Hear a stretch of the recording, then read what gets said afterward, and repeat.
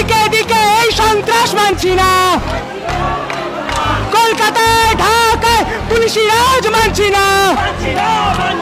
আওয়ামী লীগের সরকার ক্রমাগত গণতন্ত্র চালাচ্ছে।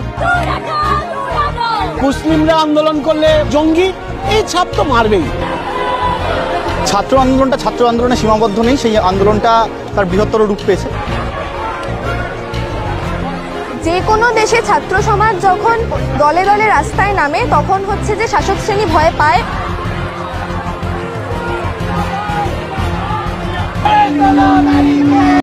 আসসালামু আলাইকুম, আমি নাইম, দক্ষিণ কোরিয়া থেকে। স্টুডেন্ট এই শব্দটা শুধুমাত্র কোনো একটা দেশের জন্য না, এটা একটা ইন্টারন্যাশনালি ওয়ার্ডস। একটা স্টুডেন্টস হচ্ছে একটা কমিউনিটি। আমরা দেখছি যে আপনাদের খেয়াল থাকার কথা যে গেল কয়েকদিন আগে ফিলিস্তিন এবং ইসরায়েল ইস্যুতে আমেরিকার একটা ইউনিভার্সিটি থেকে একটা স্টুডেন্ট ফোরাম একটা প্রতিবাদ করেছিল।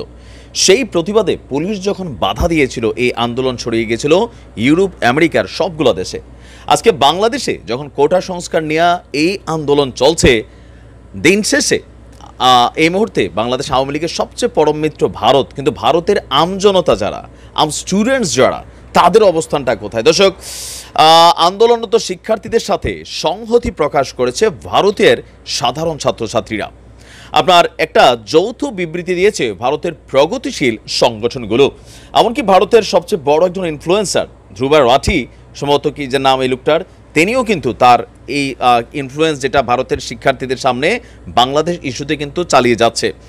ভারতের এই সংগঠনটা বলছে বাংলাদেশের ছাত্র সমাজ জেগে উঠেছে এবং কোটা নয় মেধা দাবিতে আন্দোলন করছে। মুক্তিযোদ্ধার কোটার দীর্ঘদিনের নীতি এবং এর ফলে তাদের আত্মীয় স্বজনদের সুবিধা দেওয়ার চর্চা ছাত্র ও যুব সমাজের মধ্যে বৈষম্য সৃষ্টি করে আসছে। এর আগেও এ নিয়ে অসংখ্য প্রতিবাদ হয়েছে। বাংলাদেশের মুক্তিযুদ্ধ ছিল জনযুদ্ধ। এটি ছিল দেশের কৃষক, শ্রমিক, বুদ্ধিজীবী, ছাত্র, যুবক এবং নারী সমাজের সকল স্তরের একীভূত সংগ্রাম। ক্ষমতাসীন দল তাদের সুবিধাবাদী স্বার্থে মুক্তিযোদ্ধা কোটাকে কাজে লাগিয়ে এই ইতিহাসকে অপব্যবহার করেছে। ভাবা যায় যে ভারতের ছাত্র সংগঠনরা বাংলাদেশ ভারতের মধ্যে যখন সবচেয়ে বড় ভালোবাসা চলছে, বা আমরা মনে করছি যে সব ভারতীয়রা হয়তো একরকম চিন্তা করে, কিন্তু ভারতের মানুষ বা স্টুডেন্টরা যেই কাউন্সিলটা বৈঠক বিবৃতিটা দিয়েছে, তারা স্পষ্ট আওয়ামী লীগকে অপছন্দ করে, এটাই তো বোঝা যাচ্ছে নাকি? এমনকি তারা বলছে যে বর্তমানে এই সাহসী আন্দোলন একটি জাতীয় রূপ নিয়েছে। গত কয়েকদিন ধরে সারা বাংলাদেশের শিক্ষার্থীরা রাস্তায় নেমেছে বৈষম্যের অবসানের দাবিতে। অনেক বিশিষ্ট ব্যক্তিত্ব, শিক্ষাবিদ, বুদ্ধিজীবী তাদের সঙ্গে যোগ দিয়েছেন। আর কি বলা হয় যে বর্তমান আওয়ামী লীগ সরকার বৈষম্য বিরোধী আন্দোলনের শিক্ষার্থীদের সঙ্গে আলোচনায় না গিয়ে তাদের জাতীয় স্বাধীনতার শত্রু হিসাবে আখ্যায়িত করে সাধারণ জনগণের মধ্যে তীব্র ক্ষোভের সৃষ্টি করছেন। এছাড়া বাংলাদেশের পুলিশ এবং ক্ষমতাসীন দলের ছাত্র সংগঠন বাংলাদেশ ছাত্রলীগের বর্বরতাও অব্যাহত আছে। এতে অনেক বিক্ষোভকারী গুরুতর আহত হয়েছেন বলে তাদের অবস্থা আশঙ্কাজনক। এই কথাগুলো কে বলছে দেখছেন? ভারত থেকে এই ধরনের বক্তব্য চলে আসছে বাংলাদেশের এই আন্দোলন নিয়ে। তাহলে ছাত্রলীগকে ভারতের যে স্টুডেন্টরা তারাও কিন্তু পজিটিভলি নিচ্ছে না, বা আমাদের পুলিশের ভূমিকাকেও পজিটিভলি নিচ্ছে না। সংগঠনগুলো আরও বলছে মঙ্গলবার বাংলাদেশের রংপুরে যেই কি বলে যে আবু সাইদ শহীদ হয়েছেন, এই দমন পীড়নে বাংলাদেশ সরকারের ভূমিকা নিন্দনীয়, এবং আমরা ভারতের এই কি বলে যে কাউন্সিলগুলো স্টুডেন্টদের এই ফেসিবাদী হামলার বিরুদ্ধে আমাদের দেশের গণতন্ত্রের ছাত্র সমাজের পক্ষ থেকে তীব্র নিন্দা জানাই। আমরা দেখতে পাচ্ছি যে বিশ্বব্যাপী প্রতিটি দেশের সরকার পুঁজিবাদী এবং সাম্রাজ্যবাদী শ্রেণীর স্বার্থ রক্ষার জন্য জনগণকে স্বার্থের বলি দিচ্ছে। সাধারণ মানুষের জীবনযাত্রার উপর আক্রমণ চলছে।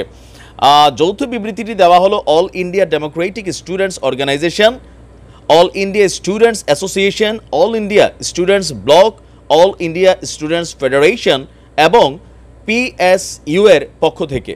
আপনার এই মুহূর্তে ভারতের, শুধুমাত্র ভারত না, সারা পৃথিবীরই গণমাধ্যমে কিন্তু যে ঘটনাগুলো ঘটছে ফলাও করে ছাপা হচ্ছে। ইভেন যেহেতু বাংলাদেশ ভারত প্রতিবেশী রাষ্ট্র, একটা ভালো সম্পর্ক আছে আওয়ামী লীগ সরকারের সাথেই, সুতরাং এই মুহূর্তে ভারতের স্টুডেন্টদের কাছে যে চিত্র যাচ্ছে এটা কিন্তু পজিটিভ যাচ্ছে না। ছাত্ররা যে প্রতিবাদটা করছে, তো অনেকে আছেন কথায় কথায় ভারতের সব কিছু অপছন্দ করেন। আমি বলি যে দেখেন, ভারতের সাথে আমাদের সম্পর্কের জায়গাটা ম্যান টু ম্যান খুবই positive, but politician to politician এখানে নানান খেলা চলে, এগুলা আমাদের বুদ্ধের বাইরে। তবে আমরা বুঝি ভারতের আমজনতা, বাংলাদেশের আমজনতা, দুইটা রাষ্ট্রই পাশাপাশি লেভেলে আমাদের জীবনযাত্রার মান, দুর্নীতি, মানে কি বলে যে সব কিছু প্রায় সেম টু সেম। সো আমরা কিন্তু একে অন্যের ব্যথা বুঝি। যাই হোক, দেখা যাক এই ইস্যু নিয়ে জাতিসংঘের বিবৃতি আসছে, মার্কিন যুক্তরাষ্ট্রের বিবৃতি আসছে, অনেক বিবৃতি আসা শুরু হচ্ছে, কোন দিকে যায়।